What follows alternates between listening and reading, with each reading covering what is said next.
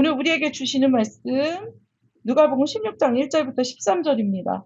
이해하기가 굉장히 어려운 말씀입니다. 집중해야 하셔서 읽으셔야 됩니다. 또한 제자들에게 이르시되 어떤 부자에게 청지기가 있는데 그가 주인의 소유를 낭비한다는 말이 그 주인에게 들린지라. 주인이 그를 불러 이르되 내가 내게 대하여 이 말이 없으리느냐. 내가 오늘 이를 좋아하나 청지기 직무를 계속하지 못하리라 하니. 청지기가 속으로 이르되 주인이 내 직분을 빼앗으니 내가 무엇을 할까? 땅을 파자니 힘이 없고 빌어먹자니 부끄럽구나. 내가 하늘을 알아보다 그렇게 하면 직분을 빼앗긴 후에 사람들이 나를 받을지도 영접하리라. 주인에게 빚진 자를 일일이 불러다가 먼저 온 자에게 이르되 내가 내 주인에게 얼마를 빚졌느냐. 나의 빚은 100만이니라. 이르되 여기 내 증서를 가지고 하늘에 앉아 오시리라 하시라. 또 다른 이에게 이르되 너는 얼마나 빚졌느냐. 이르되 밀 100석이니이다. 이르되 여기 내 증서를 가지고 80이라 쓰라 하였는지라. 주인이 이 옳지 않은 청지기가 이를 지혜 있게 하였으므로 칭찬하였으니 이 세대의 아들이 자기 시대에 있어서는 제 아들들보다 더 지혜롭습니다. 내가 너에게 말하노니 우리의 재물로 친구를 사기라. 그리하면 그 재물이 없어질 때 그들이 너희를 영주할 처소로 영접하리라. 지극히 작은 것에 충성된 자는 것에도 충성되고 지극히 작은 것에 불의한 자는 것에도 불의한다. 너희가 만일 불의한 재물에도 충성하지 아니하면 누가 참된 것으로 너희에게 맡기겠느냐. 내가 만일 남의 것에 충성하지 아니하면 누가 너희의 것을 너희에게 주겠느냐. 집주인이 두 주인을 섬길 수 없나니 혹 이를 미워하고 저를 사랑하거나 혹 이를 중히 여기고 저를 경히 여길 것임이니라. 다 같이 읽겠습니다. 너희는 하나님과 재물을 겸하여 섬길 수 없느니라. 아멘. 오늘 제목이 마지막입니다. 하나님과 재물을 겸하여 섬길 수 없느니라. 우리 오늘 돈 이야기입니다. 재물에 대한 이야기. 선희자매가 처음에 이제 교회 나와서 뭐가 생각했던 거하고 다르냐. 그러니까 목사님 생각보다 교회 다니기 전에 몰랐는데 교회 다니니까 이렇게 그 세상의 교훈에 대한 걸 많이 이야기할 줄 몰랐다. 딴 세상 이야기를 할 줄 알았다. 어떤 인상적이고 철학적인 신앙적인 이야기 따로 존재하는 줄 알았는데 그렇지 않더라. 이렇게 얘기했습니다. 제가 늘 말씀드리지만 성경처럼 돈 얘기 많이 하는 책이 없습니다. 돈이 하나님께 중요해서가 아니라 인간에게 중요해서 그렇습니다. 돈 얘기 정말 많이 하죠. 누가복음은 예수님께서 비유로 교훈하신 내용이 많습니다. 오늘도 비유의 말씀인데 많은 학자들이 이 말씀이 에어컨 지금 되나요? 안 되나요? 내리시든지 아니면 끄시든지 상관이 없을 거예요. 돼요? 내리거나 끄거나 켜놓을까요? 안 되죠? 그럼 꺼주세요. 네? 돼요? 시원해요? 좀 내리든지 아니면 끄든지. 네. 시끄러우면 끄시든지 보시고. 네. 안 되면 또, 네. 이 누가복음에서 이 비유를 가장 어려운 비유라고 말합니다. 근데 제 생각엔 누가복음뿐만 아니라 사복음서 토탈 이게 제일 어려워요. 왜냐면 무슨 내용인지를 잘 모르겠어요. 그냥 읽으면 이해하셨어요? 딱 읽으시고 이렇게 명쾌하지가 않죠. 무슨 내용인지 앞부분은 알겠는데 이게 무슨 내용인지 말씀을 띄워주세요. 네. 그러나 예수님 앞에서 직접 듣던 제자들은 이 시대의 문화나 관습을 알고 있었으니까 당연히 100% 이해를 했을 것입니다. 제가 늘 말씀드리지만 요한계시록을 우리가 이해하기는 어렵지만 그 편지를 받는 사람들은 우리보다 압도적으로 이해를 했을 거예요. 돌려서 말한 거죠. 시대가 복음의 핍박을 받던 시대니까 돌려서 일부러 비유로 표현한 거예요. 요한계시록이. 그것처럼 이것도 마찬가지죠. 다행히 오늘 내용은 어려운데 이 교훈은 정확합니다. 교훈 부분은 결론부에 명확하게 기록이 돼 있어서 뒷부분에 집중하시면서 이해가 됩니다. 1절 말씀을 보시면은 이 비유가 제자들을 향한 말씀이라고 알려줍니다. 제자들에게 예수님 하신 말씀은 모든 말씀이 그렇지만 직접적으로 우리에게 하시는 말씀이에요. 성도들의 다른 말은 예수의 제자들이에요. 예수쟁이 이게 무슨 뜻이냐면 예수를 따라가는 사람들 이런 뜻입니다. 직접적으로 우리에게 하시는 말씀이에요. 자, 1절은 한글로 시작하는데 뭐라고 말씀하시냐면은 또한 이렇게 시작합니다. 이게 헬라어로는 접속사예요. 뭐 예를 들면 그리고 아니면 뭐 이어서 뭐 이런 의미로. 그러면 앞에 내용을 좀 생각해 봐야 돼요. 지금 16장 1절인데 그럼 15장 끝에 무슨 절기였죠? 지난주? 기억나세요? 탕자. 탕자의 비유죠? 그 탕자의 이야기와 이 이야기가 무관하지 않다. 탕자는 아버지 재산을 낭비했다면 이 16장의 청지기는 주인의 재산을 낭비하는 사람입니다. 우리 말씀에서 청지기는 보통 이제 성경에서 다른 청지기보다도 요거는 조금 더 특정 부분으로 한정하면 더 좋아요. 뭐냐면 특히 주인의 재정 대리인, 돈을 좀 맡아서 관리하는 사람. 성도님들은 개인적으로 여러분들의 돈을 맡아서 처리해주는 분이 계십니까? 계세요? 그렇죠. 없어요. 돈이 있어야 맡기죠. 그렇죠? 지금 그 이야기를 제가 핵심입니다. 그러니까 이 사람이 돈을 맡기는 사람까지 썼다는 거는 부자다. 큰 부자다. 그리고 주로 보면은, 숫자를 다룬 사람들이 똑똑해요. 가룟 유다가 회계 담당이었죠. 숫자를 잘 기억하시는 분들 계시죠? 그런 분들이 주로 보면은 똑똑합니다. 제가 어제 저녁에 퇴근하면서 주차장에서 어떤 차가 세워져 있는 거예요. 이거 외부차다. 1층 벽지 사장님한테 사장님, 이거 사장님 차장은 손님 차입니까? 왜냐면 제가 이거 잠그고 가야 되니까 아니라는 거예요. 중국집에 갔더니 없어요. 그래서 제가 이게 누구 차지? 그 이게 잠그려고 전화를 해봤더니 박정원이라는 분이 받더라고요. 1층 사장님이 저에게 이렇게 말했어요. 목사님, 내가 목사님네 교회 분들 차 넘버까지 나는 다 기억합니다. 근데 어떻게 목사님은 본인 교회 성도님 차도 모르세요. 이래가 몰라요. 숫자를 못 외웁니다. 그렇게 얘기를 했는데 이 숫자 같은 사람들은 그분이 참 일정을 맞는 사람들 거기다 믿을만 해야 돼요. 그래서 맡겼는데 사고가 터집니다. 이거는 업무상 배임이에요. 법률 용어로. 그렇죠? 맡긴 책임을 낭비하는 것들. 자신의 청지기가 재산을 낭비한다는 정보를 듣습니다. 주인한테 이 소문이 들어갔을 정도면 하나 가지고 그러진 않았을 거예요. 소문은 이렇게 돌고 돌고 들어가잖아요. 다이렉트로 안 들어갑니다. 그러니까 계속 그렇다는 거예요. 주인은 이 얘기를 듣자마자 해고해야죠. 이거는 뭐 해고밖에 답이 없어요. 해고 통보합니다. 트럼프가 남긴 유명한 말 있죠. You are fired. 해고를 합니다. 지금껏 주인의 재산을 쥐락펴락한 청지기는 갑작스러운 해고의 멘붕입니다. 성경의 가치관은 여러분 육체노동을 귀하게 여겨요. 이게 기독교가 들어오면서 요즘 기술직 굉장히 존중받죠. 기독교가 전해진 결과예요. 그렇습니다. 기독교 복음의 결과. 그래서 바울도 텐트를 만들며 노동을 하면서 복음을 섬겼죠. 근데 이 당시에 구대 세계에서는 육체 노동을 굉장히 하층민의 일로 여겼어요. 아무튼 이 청지기는 체력도 약해요. 육체 노동을 할 체력도 없고 마음도 없어요. 그러면 구걸밖에 없는데 구걸하면 살기는 죽기보다 싫습니다. 그러니까 고민이 시작돼요. 발등에 불이 떨어지면 어떡하지? 그렇죠? 기발한 생각을 합니다. 고민하다가. 근데 이제 지금 인수인계만 남은 거예요. 퇴사 앞두고 성도님들 뭐예요? 컴퓨터 파일 지우고. 그쵸? 지금 그럴 건데 이 사람은 엉뚱한 일을 해요. 뭐 어떻게 하냐면 오늘 말씀 보면 알죠? 퇴사를 앞두고 있으니까 시간이 얼마 안 남았는데 사람들을 불러 모아요. 5절, 6절, 7절 교독하겠습니다.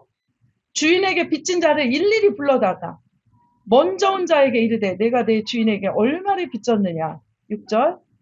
내 그는 100만이니라. 이들의 병인의 진서를 가지고 빨리 앉아 오주리라 쓰라고. 또 다른 이에게 이르되 너는 얼마나 빚졌느냐 이르되 밀 100석이니이다 이르되 여기 내 증서를 가지고 80이라고 쓰라 하였는지라. 이 사람이 너무 큰 부자니까 돈을 관리해 준 사람이 이거를 대리인으로 아마 작성했을 확률이 높습니다. 그러니까 이 시스템을 자기가 다 통제했으니까 아는 거예요. 그래서 전부 다 빚진 자들을 채무자들을 줄 소환합니다. 그리고 문서를 다 꺼내라. 문서 들고 오시오. 언제까지 해놓고 여기에 보면 2명이지만 2명이 아니겠죠. 그렇죠? 뭐라냐면 빚을 삭감해주는 작업을 시작해요. 기름 100마를 절반으로 문서를 줄여줘요. 50마리라고 써라. 너 이제 빚 50밖에 없다. 밀 100석이냐? 80으로 적어라. 이렇게 합니다. 어느 정도 될까요? 제가 이거 자료를 찾아보니까 어마어마해요, 생각보다. 기름 100마리 노동자의 3년치 품삯이라고 합니다. 성도님들 연봉 3년치 연봉. 눈 돌아가죠. 그것을 50% 깎아준 것은 그러니까 1년 반치 연봉을 세이브해준 거예요. 밀 100에서 80으로 깎아준 거는 밀 80은 이건 더 커요. 밀 100은 10년치 연봉이라고. 그럼 이거는 80으로 깎아준 거는 지금 연봉이 얼마가 줄어든 거예요? 계산이 되세요? 10년치니까 100이. 2년의 연봉을 삭감해 준 거죠. 아까 제가 주인의 재산을 낭비한 것이 법정 용어로 배임이라고 했다면은 여기에 이제 뭐가 더 하나 추가가 됩니까? 사문서 위조가 추가가 돼요. 그리고 자기가 이익을 취한 제가 요즘 궁금한 이야기 Y 이런 거 열심히 듣고 있는데 우리나라에 이렇게 사기꾼이 많은 줄 몰랐어요. 사기의 정의가 자기의 이익을 위해서 이런 걸 하면 이제 사기예요, 사기. 사문서 위조, 사기, 배임 이게 쫙 들어가는 거예요. 자, 여기까지는 어려울 게 없으시죠? 이해하는 얘기가 이해할 게 없어요. 근데 이거 어디서부터 여기부터 어려워져요. 이 비유가 어려운 이유는 주인의 반응 때문이에요. 이 청지기는 주인의 재산에 손해를 끼치게 분명한데 뜬금없이 주인이 칭찬을 해줍니다. 8절을 다 같이 읽겠습니다. 시작. 주인이 이 옳지 않은 청지기가 이를 지혜 있게 하였으므로 칭찬하였으니 이 세대의 아들들이 자기 시대에 있어서는 이스라엘보다 더 지혜로움이다. 예, 제가 막 진짜 많이 찾아봤어요. 한 10명도 넘는 유명한 사람들의 글을 이걸 어떻게 썼나 다 찾아봤거든요. 한 신학자들. 근데 놀라운 게 뭔지 아세요? 다 조금씩 달라요. 다 조금씩 달라요. 그러니까 이 당시 문화적으로 그래서 원래 막 이 당시 청지기질 이런 식으로 사기꾼 기질이 있었다 뭐 이런 것도 있고 이 당시에는 이 이자를 받는 게 성경에서 불법이었다. 동족 간에 이렇게 이자는 그렇기 때문에 이게 이 주인이 불법한 걸 알고 뭐 청지기가 이렇게 불법을 이용해서 막 이런 말도 있고 막 이래요. 그런데 이제 제가 전반적으로 그래도 크게 두 가지 해석을 부르면 어디 가서 이걸 조금씩 다르게 해석해도 뭐 이단이네 이렇게 할 게 없다는 거죠. 저거 이제 확실하지 않아서 그렇구나. 그래서 오히려 이번 주에 이제 신천지가 저한테 찾아왔었어요. 얘기를 많이 했거든요. 신천지가 그렇게 저를 아주 막 관심이 많아요. 제가 그랬죠. 저에게 성도님들도 안 써주는 손편지를 그렇게 써주고 그렇게 저를 그리고 또 뭐 찾아오셔가지고 정말 목사님 변해야 된다 막 이러면서 저한테 그렇게 설득을 하더라고요. 막. 세미나 한 번만 오시라고 제 나이보다 조금 많은 어떤 여자분이신데 목사님 나도 막 신학을 했던 사람이다 막 이러면서 막 그쵸? 그들의 특징이 뭔지 아세요? 신천지의 가장 강력한 이단 사입의 특징이 뭔지 아세요? 성경을 해석할 때 이건 이거다 늘 확실해요. 자기들의 그 자신감이 넘쳐요. 우리는 실수할 수가 없다. 그렇죠? 근데 성경이 위대한 점이 뭔지 아세요? 그것들 열어놔요. 그렇죠? 다른 것들. 요거는 조금 이럴 수가 있고. 왜냐하면 진리기 때문에 그렇습니다. 진리기 때문에. 그래요. 자, 그래서 그래도 이제 그래도 크게 학자들이 해석하는 게 있는데 보면은 이 주인은 왜 이런 칭찬을 했느냐? 이 주인이 통이 큰 사람이다. 그러니까 이 청지기가 이렇게 돈을 깎아줬지만 이 청지기의 이 행동이 부자 주인이 가진 재산의 근간을 흔들 정도는 아니니까 봐준 것이다. 아니 그래도 뭐 그렇다고 그러면은 돈 낭비가 안 크다 뭐 그렇다고 칭찬해 주냐 그게 아니라 그래도 이 주인이 얻을 수 있는 게 있었을 것이라는 거예요. 학자들 해석에 이 주인은 뭐를 얻었을까요?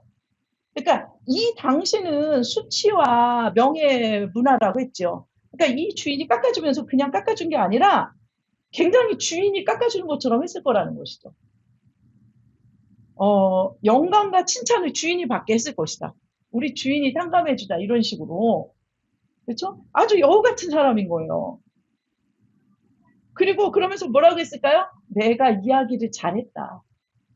그러니까 주인이 깎아줬을 것이다. 그러니까 자기도 어떤 고마움을 느끼게 하고 우리 주인이 진짜 통 큰 사람 아니냐.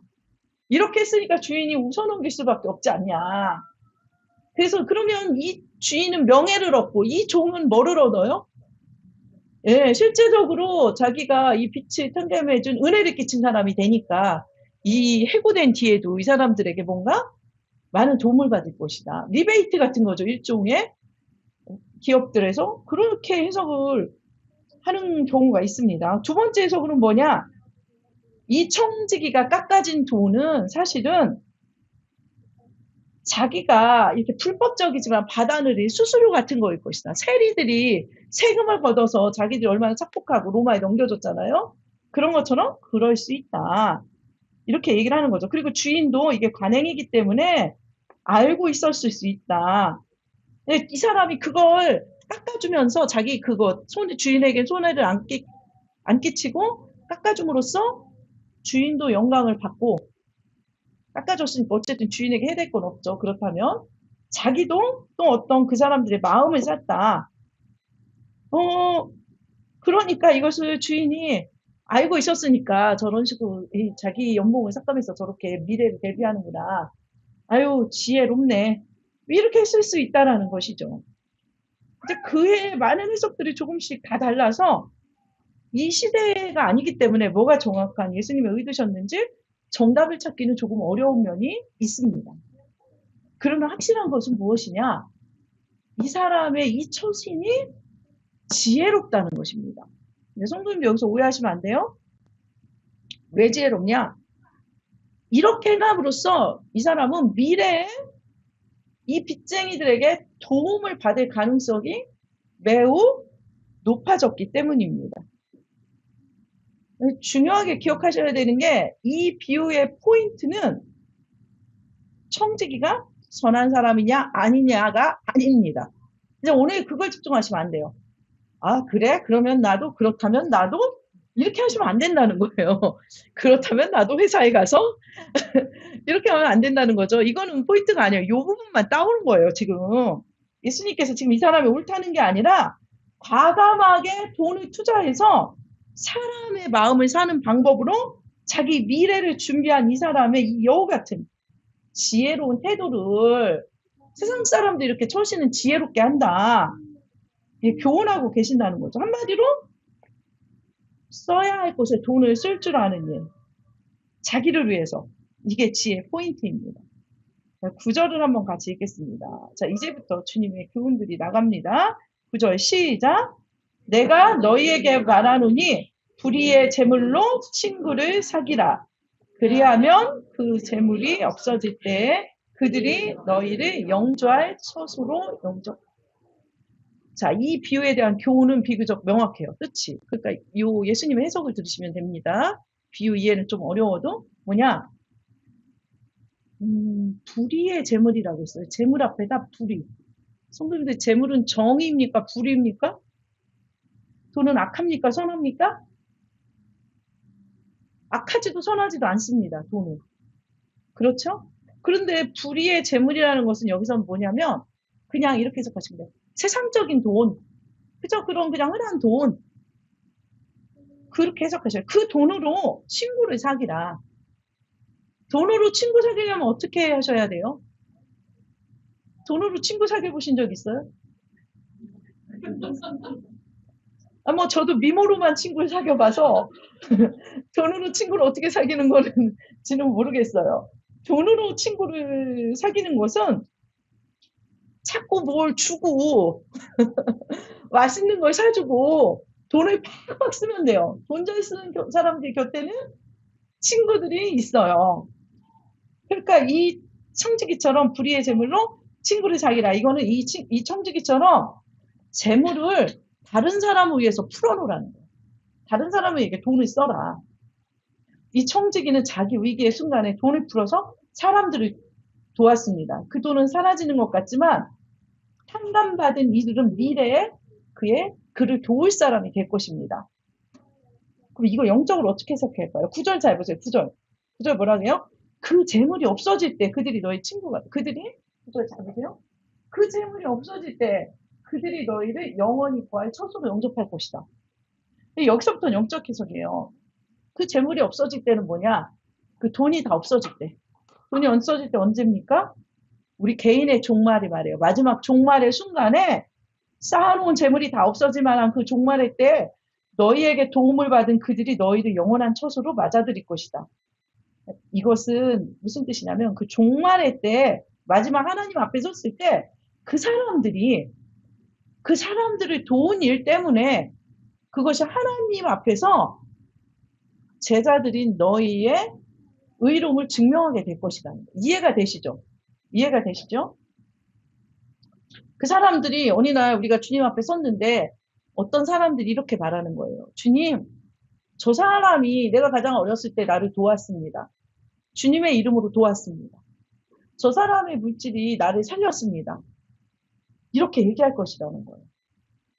하나님 아시죠? 그 말 안 해도. 그렇지만 그게 증인이 될 것이라는 거예요. 그러니까 이런 사람을 많이 만들어 놓으라는 거예요. 이 말은 인생의 마지막 순간 돈을 지킨 게 아니라 돈으로 어려운 이들을 섬긴 일이 우리의 상급일 것이라는 약속입니다. 우리가 천국에 갔을 때 제일 먼저 마직 나올 사람들은 누구일까요? 있을까요? 우리가 나중에 천국에서 만났을 때 주로 먼저 가겠죠. 나이 드신 분들은 우리가 천국에 갔을 때 나중에 심판의 순간에 돈에 관해서 우리에게 어떤 증명을 해줄까요? 하나님, 바야흐로 1900 몇 년, 내 고등학교 2학년 때 제가 급식 매점에 가서 빵을 사 먹고 그것도 떼어 먹은 애입니다. 이렇게 말할 수 있다는 거죠. 그런 사람들만 많으면 어떻게, 아, 맞다. 이럴 순 없잖아요, 그때. 그쵸? 예. 그런데 만약에 우리가 주인 나라에 갔을 때 나는 모르고 던졌는데 구약 성경에도 나오죠? 재산을 물 위에 던져라. 물 위에 던지라는 거예요. 기약이 없죠. 어디로 갈지. 근데 그것이 돌아온다고. 어떻게 은혜로 돌아와요. 그리고 나는 나무리에서 진짜 많이 쓰는데 그만큼 못 받습니다. 이런 분들은 실망하실 게 없어요. 못 받은 내가 베풀거나 내가 섬겼는데 못 받은 것은 제 경험상 이자가 따따블이에요. 누구를 통해서 주로 내가 베풀었을 때 돌아오는 거는 훨씬 더 많이 받더라고요. 제가 좋은 일을 이만큼 했는데 되게 많이 받을 때가 있어요. 그런데 그나마 그걸 못 받을 때는 보면은 하나님께서 갚아주세요. 하나님께서도 별로 안 갚아주시는 것 같아요. 염려하지 마세요. 불꽃 같은 눈을 가지고 계셔요. 정말 그것은 약속이에요. 약속. 성도님들, 우리가 죽을 때 돈을 가지고 천국에 갈 수 없습니다. 이게 무슨 뜻인지 아세요? 돈이 네 것이 아니라는 거예요. 천국에 들어갈 때 돈을 가져갈 수 없는 것은 그게 내 게 아니기 때문에 못 가지고 가요. 그런데 가져갈 수 있는 방법이 딱 하나 있어요. 솔깃하시죠? 여러분들의 돈을 가지고 천국으로 그대로 옮길 수 있는 방법이 딱 하나 있어요. 있긴 있어요. 없는 게 이걸 알려줄게요. 그거 뭐냐면 그 돈을 타인에게 쓸 때예요. 그러니까 내가 나무리에 쓰는 물질들, 주의 이름으로 다른 이들을 섬긴 돈들은 그게 천국에 그대로 옮겨져요.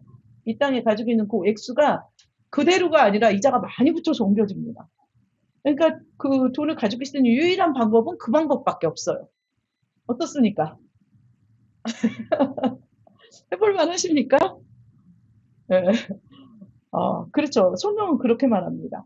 그렇게 주님 나라에 쌓인 돈만 너의 상급이 될 것이다. 그러니까 지금 내 통장에 있는 돈이 아니라 그렇게. 그러니까 지금 내 통장에 돈이 성도님들 저는 이렇게 됐으면 좋겠어요. 지금 예배 드린 순간 여러분들 위해 팝업창처럼 통장 잔고가 다 뜨는 거야. 이거 너무 재밌을 것 같지 않아요? 괴롭네요. 어떤 분은 마이너스로 뜰 수도 있어요. 마이너스 뭐 이렇게 뜨고 뿅뿅뿅 플러스 얼마 뭐 이렇게 다 뜰 수 있는데 그게 까면 다 차이 나겠죠? 근데 이거하고 정반대 역전이 일어날 수 있다는 거예요. 주의 나라는. 그걸 한번 우리 집에 가서 계산해 보십시오. 계산해 보십시오. 이게 성경의 약속입니다. 10절 같이 읽겠습니다. 시작. 지극히 작은 것에 충성된 자는 큰 것에도 충성되고 지극히 작은 것에 불의한 자는 큰 것에도 불의한다. 네. 앞에서 이 재물을 사람들에게 나누려해서 써라 이거였다면 두 번째는 뭐냐? 작은 것에서 충성하라는 거예요. 이것은 뭐냐면 여러분 성경에 이런 거 있죠. 작은 자에게 한 것이 내게 한 것이다. 이거하고 똑같은 말로도 되죠. 이 충성은 물질적 충성이 맞습니다. 물질적 충성. 물질에 관한 충성은 우리가 크게 오해하는데 부자들을 위한 공고사항이 아닙니다. 모두의 것이에요. 성도님들이 오해하는 게 지금은 아니지만 언제 하나님께서 나에게 물질을 축복해 주시면 저는 정말 쓰겠습니다. 근데 제가 그 말에 안 흔들려요. 왜냐하면 제가 교회에서 목사로 또 이렇게 수없이 보잖아요. 제가 느끼는 게 뭔지 아세요? 목회들면서 늘 결혼하는데 지금 섬기지 않는 사람 나중에 절대 안 섬겨요. 주님의 사역을 섬기는 것, 교회에도 섬기고 작은 이들도 섬기고 주의 사역을 섬기는 것은 돈과 전혀 상관이 없어요. 지금 얼마에 가졌느냐. 상관 있는 건 뭐냐. 믿음과 충성된 마음이에요. 믿음과 충성된 마음이 있느냐인 거지 지금은 없지만 나중에 이건 좀 어려워요. 안 돼요. 그땐 더 지금 작은 돈이 아까운데 그때 큰 돈은 더 아깝습니다. 그러니까 돈이건 시간이건 그 무엇이건 다른 이에게 아무것도 줄 것이 없을 만큼 가난한 사람은 없습니다. 이 사람은 없어요. 제가 있던 교회에서 이런 일이 있어. 어떤 권사님이 새벽 예배마다 나무를 묻혀와요. 나무를 묻혀와서 나눠줘요. 그게 너무 좋았어요, 사실은. 너무 좋았어요. 저도 받고, 저도 받았으니까 좋죠.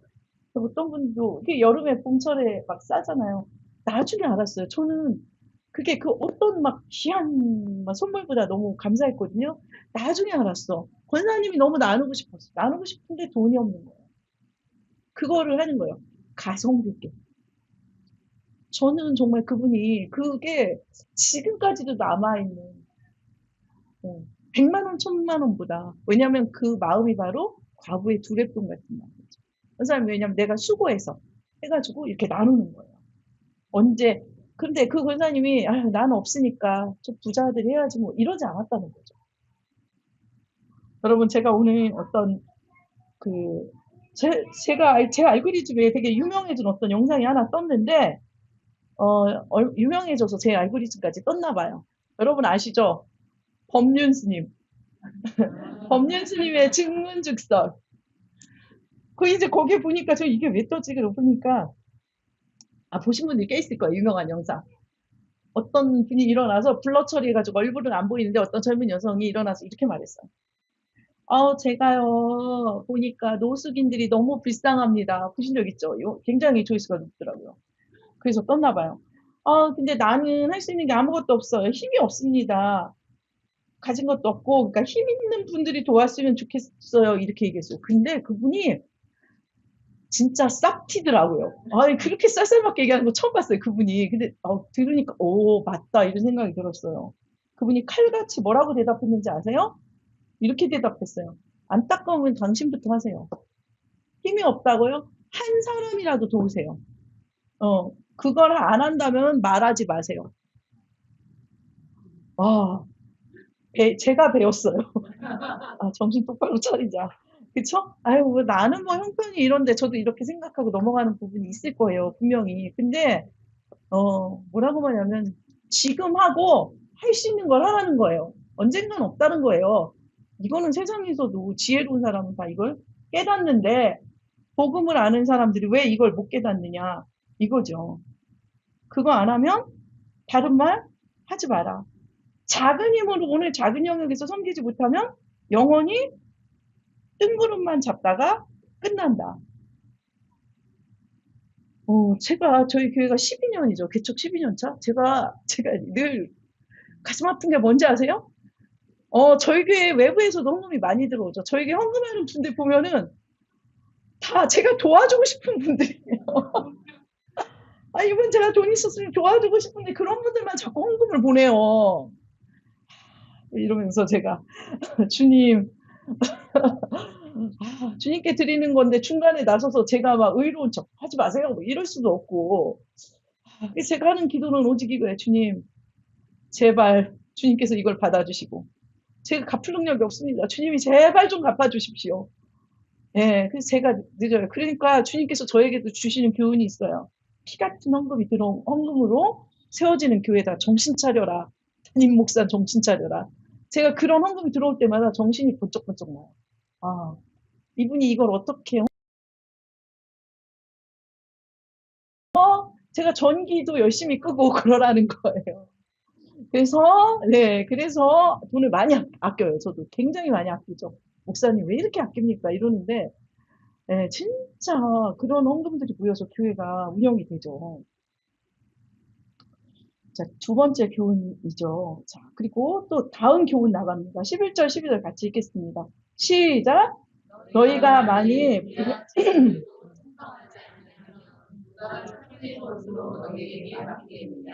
너희가 만일 남의 것을 예, 여러분 최선의 방어는 공격입니다. 그러니까 불의한 제목, 즉 돈의 유혹은 단지 멀리 막 피하고 던져버려서 이기는 게 아니라 돈의 유혹을 어떻게 이길 수 있냐면 그것을 향한 하나님의 뜻대로 하나님 이 돈을 어떻게 사용할까요? 날마다 기도하면서 충성되게 사용함으로써 극복할 수 있습니다. 세상의 방법대로 물질을 사랑하고 그 불의한 재물, 세상의 재물을 다루지 못하는 성도들에게 그 불의한 재물에 충성하지 못하는 그 작은 재물에 충성하지 못하는 성도들에게 하나님께서 어떻게 하나님 나라의 재물을 맡길 수가 있겠습니까? 그리고 우리 드라마 클리셰들 많이 알죠? 뭐 종이 막 종들이 몇 명 있는데 막 어떤 종은 막 농땡이를 쳐요. 근데 어떤 종은 막 비가 오나 눈이 오나 막 자기 것처럼 막 열심히 일해요. 드라마 클리셰잖아요? 알뜰살뜰. 근데 주인은 말이 없어요. 근데 한참 지난 어느 날 갑자기 주인이 그 충성된 종을 불러서 말합니다. 노비문서를 태우고 이 밭대기를 너에게 준다. 내가 봤다. 어떻게 내 일을 하는지. 이게 이 성경의 모티브라는 것이죠. 예, 이것은 너의 것이 될 것이다. 작은 일에 충성해요. 작은 일. 제가 리더십 강의할 때도 이런 말 하죠. 충성스러운 팔로워가 되지 못한 사람은 리더가 되지 못해요. 누군가의 밑에서 충성스럽게 인내하면서 리더가 다 마음에 들겠습니까? 절대 안 그렇죠. 그 밑에서 그것들을 맞춰보며 수고하며 그러지 못한 사람은 좋은 리더가 되지 못해요. 돈에 대해서도 마찬가지라는 것이죠. 이런 것을 말합니다. 남의 것에 밑에서, 그쵸? 직장 생활에서 보면 사업 성공하는 사람들이 스타트업 기업들이 많죠? 제가 지난번 설교 때도 말했죠. 전문가들이 뭐라고 하는지 아세요? 스타트업 기업들이 실패하고 대부분이 실패하고 소수가 성공하는데 멀리서 보는 사람들이 오해한다는 거예요. 뭐 대단히 창의적이고 머리가 반짝반짝한 사람들이 성공하는 것처럼 말하는데 그것들을 멘토링 해줬던 사람은 한결같이 뭘 말하는 줄 아세요? 기본적인 게 된 사람만 성공한다는 거예요. 아이디어 좋은 사람이 성공하는 게 아니라 그 외에 아이디어가 그치면 기본적인 거 뭐예요? 열심히 하고 성실히 하고 그런 사람들은 주로 만나서 멘토링을 해보면 직장 다닐 때도 성과가 좋았던 사람들이에요. 밑에서 열심히 맡은 일. 이런 거죠. 이게 충성하라는 것이죠. 하나님께서. 직장에서, 가정에서, 이게 우리 맡겨주신 구역들이죠. 이 구역에서도 우리가 충성을 해야 된다는 것이죠. 13절, 이제 마지막 절, 우리 주제가 분명히 나옵니다. 같이 읽겠습니다. 시작! 집 하인이 두 주인을 섬길 수 없나니 혹 이를 미워하고 중히 여기고 너희는 하나님과 재물을 범하여 결론은 이거예요. 하나님과 돈을 똑같이 중요하게 섬겨서는 안 된다. 이게 결론입니다. 근데 우리 여기 보인 분들 중에서 제가 문을 나갈 때 입구를 막고 하나님 중요합니까? 돈이 중요합니까? 물으면 단 한 분도 돈이 더 중요합니다라고 대답할 사람이 없어요. 그렇죠? 우리의 지성은 그렇습니다. 그런데 뭐요? 우리의 삶은 다를 수 있다라는 거예요. 실천적 무신론이라고 합니다. 실천적으로는 다르게 나온다. 저도 마찬가지죠. 그리고 순간순간 내가 돈을 이렇게 하나님보다 더 지금 먼저 생각했네. 이럴 때 저도 되게 많아요. 그럼 또 회개해요. 하나님, 제가 돈에 묶였군요. 회개합니다. 이거 풀어주세요. 이렇게. 그쵸? 그러니까 이거는 그렇게 하면 안 된다보다 그게 불가능하다. 그 이렇게 말해요. 하나님도 중요하고 돈도 중요하면 안 됩니까? 성경이 대답합니다. 그런 건 없다. 우리 옆에 분들에게 대답해 주세요. 그런 건 없다. 그런 건 없어요. 이 여자도 사랑하고 저 여자도 사랑하면 안 됩니까? 이렇게 말하면 어떻게 대답하실 거예요? 예? 남편이나 아내가 그렇게 말하면 어떻게 하실 거예요? 죽여야죠. 이게 강단에서 쓰기 적절한 사과합니다. 예, 그러면 그냥, 그래야죠. 예, 그쵸. 근데 우리가 이렇게 대답한다는 거죠. 인간의 마음의 자리는 딱 하나예요. 왕자는. 하나밖에 없어요. 그 자의 주인은 하나님이십니다. 그러니까 하나님을 내 삶에서 가장 무겁고 중요한 분으로, 우선적으로, 돈을 가볍고 덜 중요한 위치에 이걸 확실히 하라는 거예요. 너 입장 분명히 해. 걔야, 나야. 걔야, 나야. 걔요? 걔야, 나야. 그쵸? 어머니가 중요해. 내가 중요해. 이거죠. 요새 싸우는 주로 그 내용이죠. 그쵸? 입장 분명히 해, 너. 나한테 밥 얻어먹으려면 입장 분명히 해. 이거죠. 이거 확실히 하라는 거죠. 우리가 돈을 하나님 아래에 두는 일에 실패하면 하나님을 믿는 사람이 아니라 하나님도 믿는 사람이에요. 나는 하나님만 믿어야 되는데 어떡하냐? 하나님도 믿지만 이건 뭐냐? 돈도 믿어. 이게 영적 상태라는 것이죠. 그러니까 하나님을 해결해야 될 때 자꾸 돈으로, 돈만 있었으면 이럴 텐데. 돈이 하나님이 되는 거죠. 성경은 이거를 진단하는 아주 매우 유명한 말이 있어요. 네, 사사송어, 우상숭배. 제가 늘 말하죠. 예수님의 경쟁자는 석가모니나 이만이나 또는 마호메드가 아니에요. 예수님의 가장 강력한 경쟁자는 돈이에요. 돈. 우리가 돈을 사랑하는 일은 주로 두 가지로 나타납니다. 제가 말씀을 드릴 테니까 부끄러우니까 속으로 손드세요. 돈을 사랑했구나.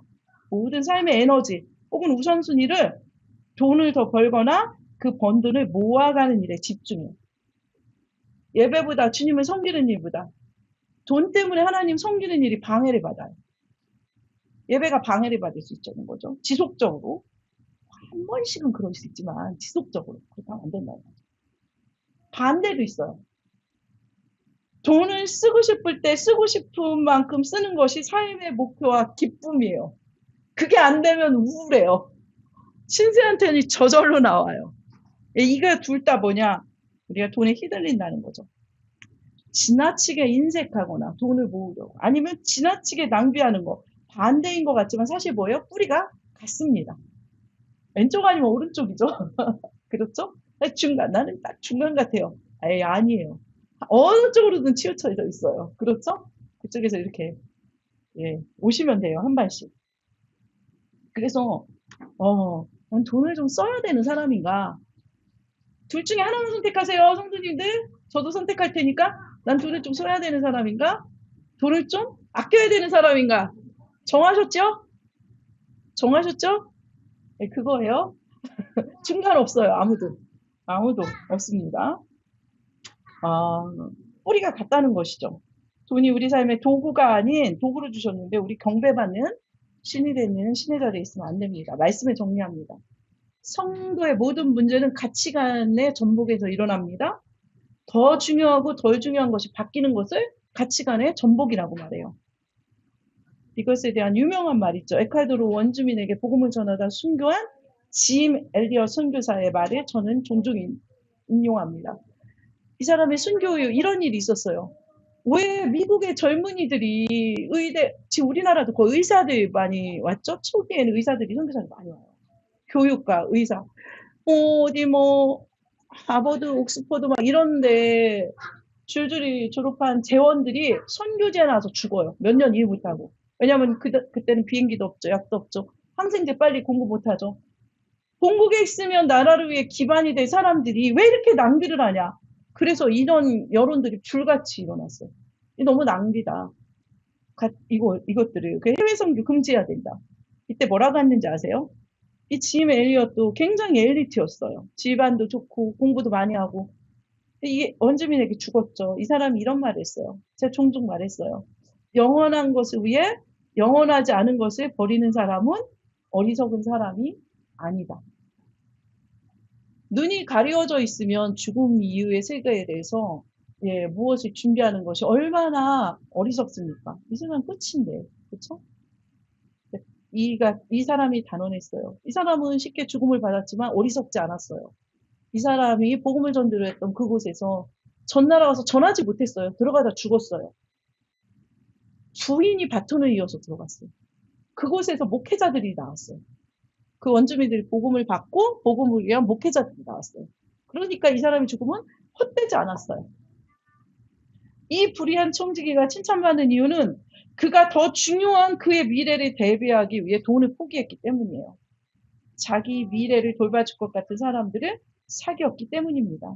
예수님께서 이렇게 말씀하셨어요. 이 면에 있어서는 세상의 사람들이 더 지혜로운 것 같아요. 왜 복음을 아는 너희들이 이렇게 지혜롭게 하지 못하느냐. 이렇게 말씀하십니다. 불의의 재물, 세상의 재물을 충성되이 사용해서 미래를 준비하는 청지기의 지혜가 노후가 아닌 사후를 준비하는 지혜가 우리에게 있기를 기도합니다. 함께 찬양하도록 하겠습니다.